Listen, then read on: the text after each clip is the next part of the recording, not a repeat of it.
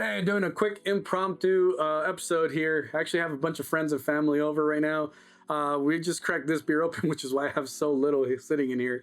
But we're doing Celtic Nectar from Three Sons. If you know about Three Sons, you heard me talk about them. They're gonna bring out banger after banger after banger.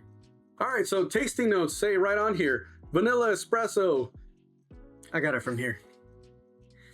You don't want to let anybody tell you what you're tasting in beer. Don't read the tasting notes, especially when it says it on the bottle. You need to develop your own palate, you need to figure out what you like, and you need to learn how to identify the flavors that you're tasting in a beer without anybody telling you what they are. That's the only way you're gonna get better at actually tasting beer. And just trying to finish my sentence. It said tasting notes, vanilla espresso, toasted oak, baker's chocolate with undertones of sweet Irish whiskey.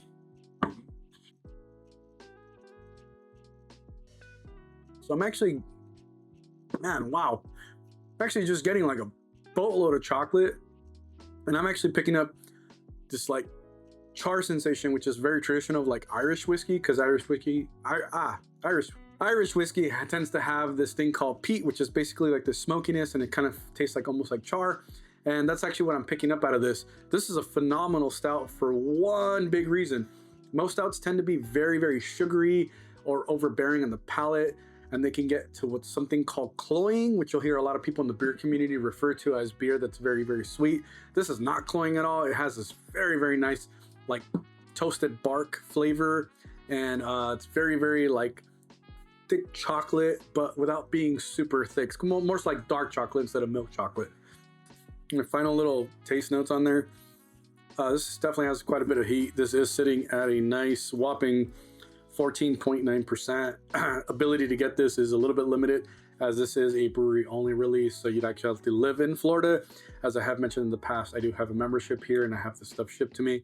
Very, very good stuff. I would recommend this to anybody who is a stout lover, just simply because of the simple fact that it does not taste like a traditional stout. As I mentioned, that cloying director cloying rare, but yeah, it's definitely a very, very top-notch stout.